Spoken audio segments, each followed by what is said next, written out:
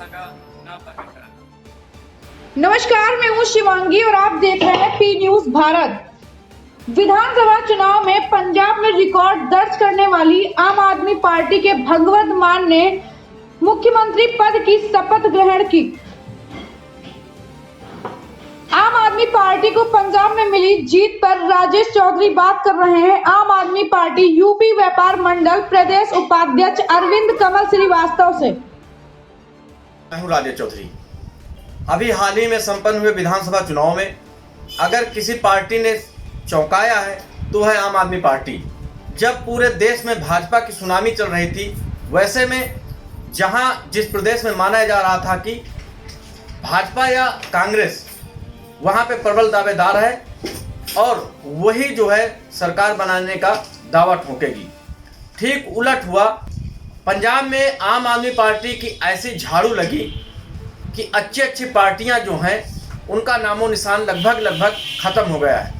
उसी चुनाव में जो सबसे बड़ी बात आई, चौंकाने वाली बात ये रही कि एक मोबाइल शॉप पे काम करने वाला व्यक्ति जो था, बिल्कुल आम आदमी जो था, उसने मुख्यमंत्री यानी जो सूबे का मुखिया था उसको हराया।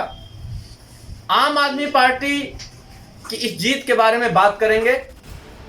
आम आदमी पार्टी के पदाधिकारी हमारे साथ हैं, लेकिन उनसे बात करने के पहले हम उनके बारे में आपको कुछ बताते हैं।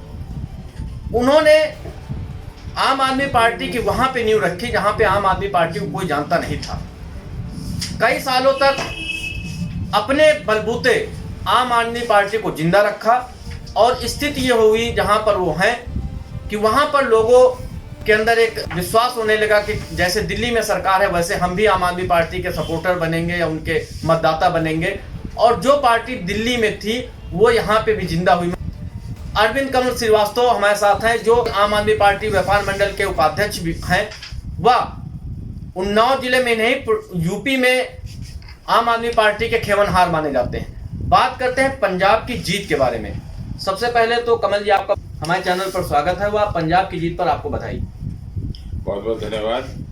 पंजाब की जीत देश की आम जनता की जीत है और ये दिखा रहा है कि आगे आने वाले वक्त में आम आदमी पार्टी की जो सुनामी जो दिल्ली से शुरू हुई है, वो जो पंजाब पहुंच चुकी है, उसको अब देश भर में पहुंचने में अब बहुत समय नहीं लगेगा। अच्छा कमल जी, क्या आपको विश्वास था कि पंजाब में आम आदमी पार्टी इस तरह प्रचंड बहुमत से आएगी? मुझे पूरा विश्वास था। पिछले विधानसभा चुनाव में ही आम आदमी पार्टी बहुमत से थोड़ा पीछे रह गई, वरना पिछले विधानसभा चुनाव में ही आम आदमी पार्टी की सरकार पंजाब में बन जाती। लेकिन फिर भी आम आदमी पार्टी वहाँ मुख्य विपक्षी दल के रूप में उभरी और अब की बार जनता ने समझ लिया कि चाहे वो कांग्रेस हो, चाहे बीजेपी हो, चाहे वो अकाली दल हो, कोई भी हो, वो दरअसल जनता की आकांक्षाओं को पूरा करने में असमर्थ हैं और केवल लूट खसोट में लगे हुए हैं। इसी कारण उन्होंने भारी बहुमत से आम आदमी पार्टी को जिताया और जिस तरीके से दिल्ली में आम आदमी पार्टी ने झाड़ू लगाई विपक्षियों के लिए, उसी तरीके से पंजाब में 92 सीटें दे करके अरविंद केजरीवाल जी को मजबूत किया।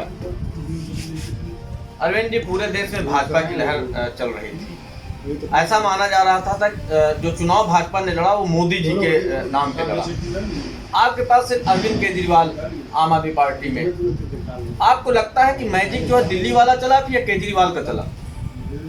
केजरीवाल जी का मैजिक और दिल्ली को आप अलग नहीं कर सकते, क्योंकि दिल्ली में जो कुछ भी हो रहा है वो केजरीवाल जी और उनके साथ में ईमानदार जो वर्कर लगे हुए हैं उनके साथ जो जनता को जो सुविधाएं मिली।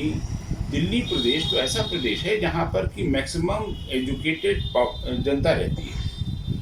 वहां पर भाई भतीजावाद, वहां परिवारवाद, वहां जात पात धर्म, इस पर लोग नहीं जाते चूँकि पढ़े लिखे हैं। जो पार्टी दिल्ली जैसी जगह में लगातार जीत रही है, ये भाजपा और दूसरे दलों के लिए खतरे की घंटी है और आगे आने वाले समय में आप देखेंगे कि धीरे धीरे आम आदमी पार्टी, और यही एक पार्टी है, आप देखिए बीजेपी और कांग्रेस तो 122 साल पुरानी पार्टी, बीजेपी भी बहुत पुरानी पार्टी, लेकिन यही एक पार्टी है जिसकी कि आज 2 सूबों में सरकार है और गोवा में भी जिसका खाता खुल गया। तो सबसे कम समय में सबसे तेज बढ़ने वाली पूरी विश्व में रिकॉर्ड है, भारत में रिकॉर्ड है। सिर्फ केवल जिस पार्टी को 10 वर्ष हुए, आज उसकी 2 सूबों में सरकार। इतनी रफ्तार से तो बीजेपी नहीं बढ़ी। सन 80 में जिसकी 2 सीटें थी, उसके बाद उसको भी एक सूबे में सरकार बनाने में 10 वर्ष का समय लगा। जबकि बीजेपी के पीछे जनसंघ का बैकग्राउंड था, उसके पहले राष्ट्रीय स्वयंसेवक संघ और हिंदू महासभा का बैकग्राउंड था। फिर भी बीजेपी इतनी तेजी से नहीं बढ़ी। तो आज पूरे देश में और पूरे विश्व में आम आदमी पार्टी और अरविंद केजरीवाल जी एक मिसाल हैं। और वो दिन दूर नहीं कि भारत के अधिकांश क्षेत्र में आम आदमी पार्टी की सरकार बनेगी। अभी देखिएगा गुजरात और हिमाचल प्रदेश में भी कुछ न कुछ मिरेकल होने वाला है। जी, चुनावों के ठीक पहले एक बहुत बड़े नेता रहे हैं आम आदमी पार्टी के, हालांकि इस समय नहीं है, कुमार विश्वास जी। उन्होंने आरोप लगाया था कि जो आम आदमी पार्टी के मुखिया हैं केजरीवाल जी, उनकी सांठगांठ जो है वो खालिस्तानियों से है, यानी आतंकवादी उनको बताया था कि उनकी जो है पकड़ है या पहचान है। ऐसे में पार्टी का जीतना आप कितना महत्वपूर्ण मानते हैं? क्योंकि बहुत बड़ा आरोप था, पूरा देश उस समय जो है उनके आरोपों पे कह रहा था कि इसकी जांच होनी चाहिए। अरविंद केजरीवाल जो थे एक तरीके से घिर गए थे। ये बहुत बड़ा आरोप था कि आतंकवादियों से साठगांठ। उसके बावजूद जीत, आप इसको कैसे देखते हैं? आरोप सही थे या उनके आरोपों का ठीक उल्टा असर हुआ? आप समझते हैं कि उनका बड़ा भारी आरोप था, लेकिन वो कुमार विश्वास एक चुटकुलेबाज हैं, एक कवि हैं, मंच पे जाके लोगों को हंसाते हैं, रुलाते हैं, बुद्धिजीवी हैं, ज्ञानी हैं, लेकिन वो कभी भी उनकी एक एस्टैब्लिश्ड पॉलिटिकल लीडर के रूप में छवि हिंदुस्तान में नहीं है। हालांकि वो आम आदमी पार्टी के जिस वक्त से बनी और अन्ना आंदोलन से जुड़े हैं, मुझे बहुत आश्चर्य है कि जो व्यक्ति इतना केजरीवाल जी के साथ रहा, वो केजरीवाल जी पे इतने गंदे आरोप लगा रहा है। लेकिन ये तो पूरे देश में ही तो राजनीति है, और भाजपा के खरीदे चैनल विपक्षी पार्टियों को क्या क्या नहीं कहते हैं, लीडर्स को क्या क्या नहीं कहते हैं। एन इलेक्शंस के पहले इन्फोर्समेंट डायरेक्टरेट और जाने किन किन के छापे नेताओं पे पड़ते हैं। तो अगर कुमार विश्वास भी सुना है 5 लाख 10 लाख रुपया प्रोग्राम का लेते हैं, तो इसके कहने के लिए भी अगर कुछ उनको सेवा कर दी गई हो तो कुछ भी कह सकते हैं। लेकिन जनता ने उसको लेश मात्र उनके उस आरोप पे और नहीं किया, और अरविंद केजरीवाल को देशद्रोही कहने वाला अपने गिरावा में झांक ले कि वो कितना बड़ा देश का प्रेमी है। जी अरविंद जी, पंजाब में तो फतह हासिल हो गई, गोवा में भी 2 सीटें आम आदमी पार्टी ने जीत ली, यानी खाता वहां भी खुल गया और 2 से खुला। लेकिन यूपी जो माना जाता है कि देश यानी केंद्र का जो रास्ता यूपी होके जाता है, आखिर यहाँ यूपी में क्या वजह रही कि आम आदमी पार्टी का खाता तक नहीं खुला? देखिए, किसी बंजर भूमि में उपजाऊ बनाने के लिए बहुत मेहनत करनी पड़ती है। आपको पता है कि हमारा देश सोने की चिड़िया कहलाता था। पूरी विश्व में लोगों की ये इच्छा थी कि भारतवर्ष एक बार पहुंच जाए। पूरे विश्व का 25% व्यापार भारत के हाथ में थे। लेकिन बुरे दिन आए और हम गुलाम हुए। और इतने ज्ञानी और इतने सक्षम होने के बाद भी हम लोगों को लगभग 100 वर्ष तक, 100 वर्ष न कहें तो कम से कम 90 वर्ष तक, 1857 का जो प्रथम स्वतंत्रता संग्राम शुरू हुआ तो आज़ादी हमको 1947 में मिली, मतलब 90 वर्ष लगे। इसी प्रकार से अब इस देश को ईमानदार राजनीति देनी। इस देश के में राजनीतिज्ञों ने कण कण में भ्रष्टाचार व्याप्त कर दिया। अपने चुनावी हथकंडों के चलते, अपने चुनावी दुकान चलाने के चलते उन्होंने इस देश को जात पात धर्म इन सब में बांटा। और आज दुर्भाग्य है कि हमारा उत्तर प्रदेश इस तरीके से जात बिरादरी और धर्म उसमें बटा हुआ है कि आज यहाँ पर ईमानदारी, स्वच्छ प्रशासन की कोई बात नहीं करता। तो यही कारण थी कि पार्टी लड़ी। पार्टी नई है, हमारे पास संसाधनों की भी बहुत कमी है, हमारे पास उतने आदमी नहीं हैं, लेकिन पार्टी ने हर जगह से अपने उम्मीदवारों को खड़ा किया। ठीक है, सफलता नहीं मिली, लेकिन हम प्रयास करेंगे और धीरे धीरे जब पूरे देश में माहौल बनेगा तो उत्तर प्रदेश की जनता को भी सोचने पे मजबूर होना पड़ेगा।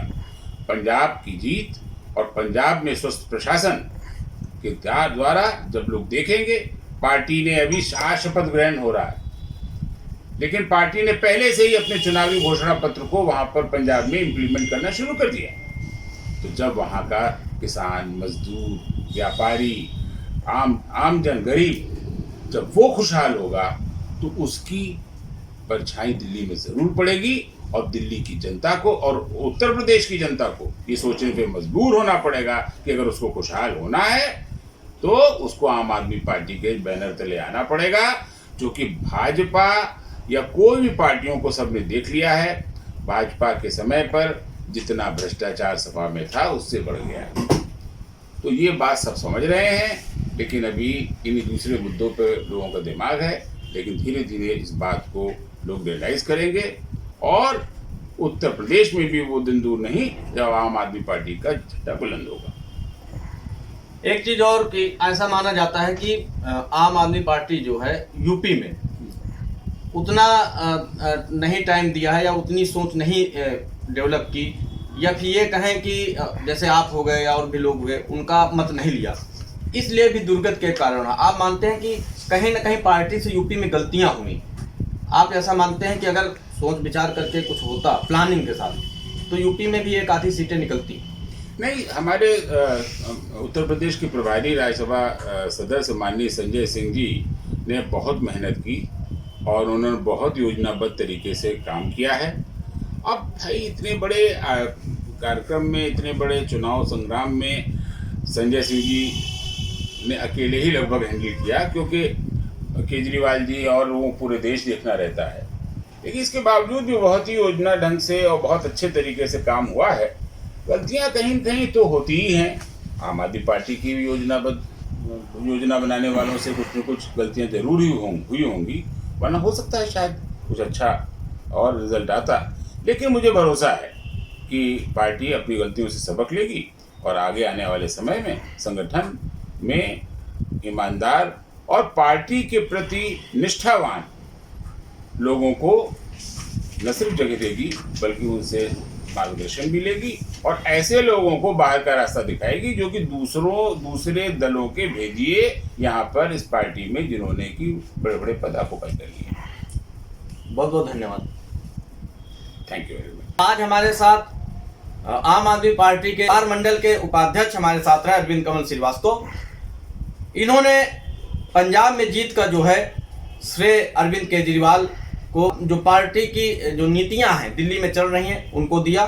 साथ ही साथ इन्होंने स्पष्ट शब्दों में कहा कि अगर कोई भेदिया आ गया है दूसरी पार्टी से आम आदमी पार्टी में तो उसको बाहर का रास्ता दिखाए बिना यूपी फतह करना असंभव है। पी न्यूज़ भारत के लिए उन्नाव से मैं राजेश चौधरी।